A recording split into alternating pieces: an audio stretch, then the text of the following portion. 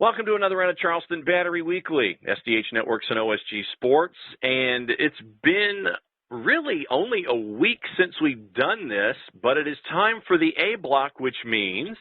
It's the P block. Poppy Miller, play-by-play voice of the Charleston Battery. And what we're going to do, since you and I haven't talked, we had the end of the regular season, then everybody hops on a plane. Then they come home, and then I guess they hopped on another plane, or they really left early and went on a bus ride and getting ready for round 2 of the playoffs. It's been a very, very busy week for the Battery, Poppy.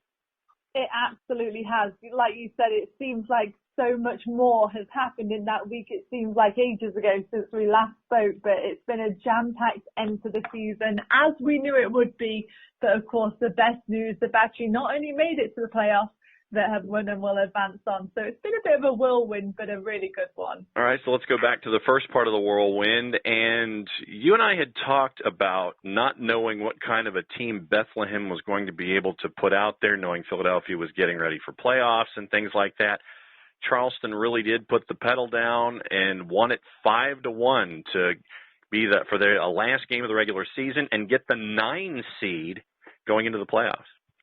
And the best thing about that, of course, I think, with everything that's happened this season and then for the last game of the season to be brought forward, 4 hours, and then for the team to really try and not let that affect them and to go out, to get on the score sheet first, just 20 minutes in, it really was a very positive performance. And like you said, it's always, a bit challenging when you play against these MLS affiliates because you never quite know who they're going to bring. Everybody's playing for contracts. We all know how young of a team Bethlehem is. So it's a lot of the unknown. And especially with the amount of pressure that the Battery's under, and then you have everything that goes into the day, bringing your scheduling forward and, everything that was happening here. So it was one of those where you're on your edge of your seat before the game's even kicked off. But to see them come out and perform well and, Arthur to almost get the hat trick, AJ to get on the score sheet, and then Atula Guerra as well to get himself back in the scoring column from the penalty. It was a really positive performance to leave and close the chapter of the regular season. And it was brilliant to be in the Three Lions pub as well after the game. Spirits were so high. And we always talk about how important this momentum is at this point in the season. And I really feel like that couldn't have been a better ending. And you look at what the Battery been able to do with schedule compression, getting ready for the playoffs, and it's one of those things where you get a run of unbeatenness, to speak English very goodly, not to have another term for it, but to have that run of play where you're grinding out results, and then everything is in your own hands, and then you take care of business. That kind of momentum is what you're looking for heading into the postseason. You're absolutely right. I think it's absolutely crucial because we've seen it time and time again. You even look at the Rowdies who have done well, but at the beginning of the season they were firing on all cylinders, had the longest record unbeaten streak. But it's all about who's going to peak at the right time and who's going to come into this, firing on all cylinders. Really, no better way to put it, because you look at teams that might go into the playoffs that have had a really good run of form. And then they crumble in the first round, and it happened to the Battery last season. I mean, finishing in the number 2 seed and then playing New York Red Bulls too at home, which you think is a massive advantage. Sometimes it's better to go into the games being the underdog and to not have all the pressure on you. So I think the Battery did really well to finish out the season with the amount of pressure that they had on just to get into playoffs. But now every game really from here on out is the Battery heading in as the underdogs, and they're rising to every occasion. And you saw it really come down to the wire, and there's so much grit and resiliency within this team that it's really positive. And if you're a mutual fan out there as well, there's nothing more exciting to watch than these single elimination playoff games. And I mean, I think everybody was on the edge of their seat in the Ottawa game when it goes down to penalties, and your heart goes out to whoever takes it and misses that last one. But at the end of the day, there has to be a winner, and you just hope that it's your team. And we'll get into more Sam hitting the post in just a little bit. But let me get into using your athletic past and mentality into a one-off. You like the one-off more than the two-leg, huh? Oh, absolutely. I think the one-off just really puts everything on the line. I think sometimes when you've got 2 games, it's more, you can approach it more tactic-wise and looking, home field advantage. But when you get to the playoffs, you want it to be do or die, sink or swim, all or nothing. And I think for a player as well to have the pressure and to know that there will be a winner coming out of that match, I think there's nothing better. So I think it's great for the fans. I think it's great for the players. And I think it adds so much more to the game.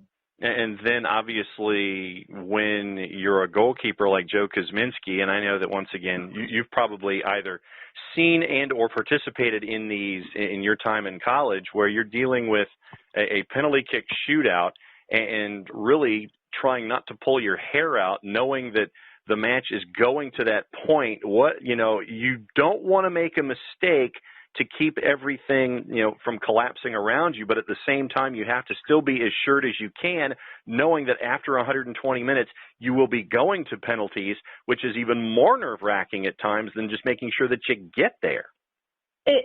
You're absolutely right. When you get to the end of the game, I think as a player, you almost are playing for penalties at a certain point, because the fear of conceding a goal that late in the game is more worrying than going to penalties, in my opinion. And I mean, I'm sure there'll be some people out there that throwing everything at it in the last couple of minutes. And for goalkeepers, I'm sure that's not the ideal scenario. But as a defender, you're thinking the worst case scenario here is, of course, to concede. So you just want that ball up, you want it out of bounds, you want it anywhere but in dangerous areas in your position. And, it's always nerve-wracking when you get down to penalties, because it's anybody's game. You can have the best striker in the world that puts it wide of the post. So it's a hard way to separate two teams, and it's always difficult, especially, when you've played all those minutes, you might have made substitutions prior to thinking that it's going to go to penalties. You're then having to worry about what order are we going in. And, that's challenging as well, because it's nerve-wracking. I know for me, when I was playing in college, I wanted to be the first one, because it doesn't come down to the wire on you then. Whereas the people that take the last penalties, they've got to have so much confidence. And I think that's where our team really shines through. So you've been in that situation where you've been arm in arm with your teammates, standing on the center line with the other team off of one set of shoulders, and you're watching everything unfolding in front of you, huh?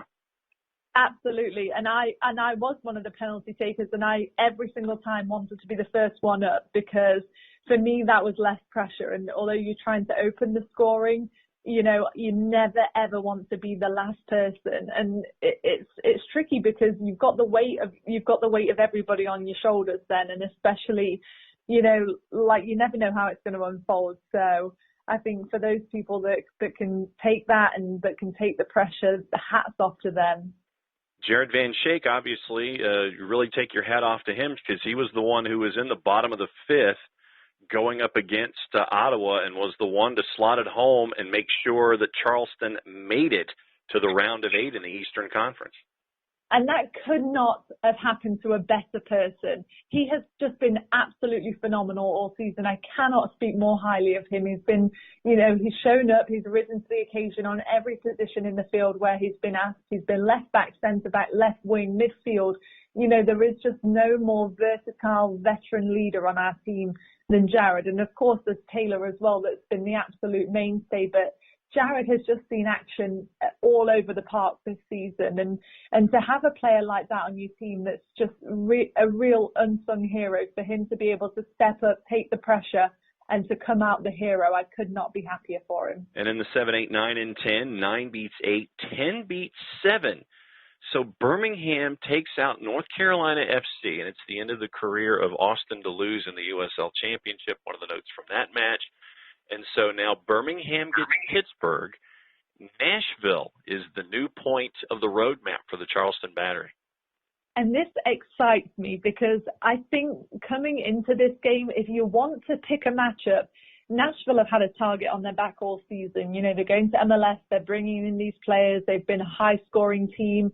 They've had a team that's seen a lot of change over the season as well. But this is also a team that I've seen the Battery play so well against this season. I mean, you look back to when they played them at home, and they were phenomenal. That was one of the standout games for me.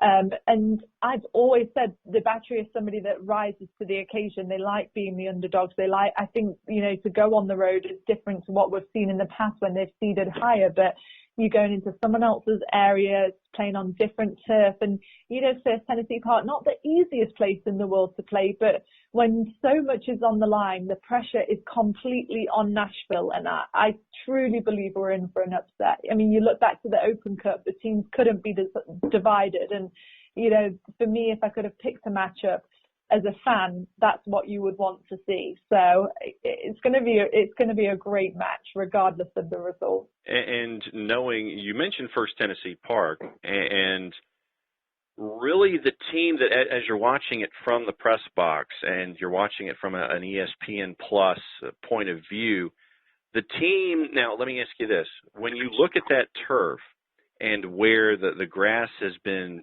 planted in to cover up everything from basically third base around the baselines all the way to first base, do you want to be the team working your way offensively into that space, which is questionable grass, or do you want to be defending that grass in the second half? What's your philosophy when it comes to having goofy turf? Do you want to be charging into it in the second half, or do you want to be defending it in the second half?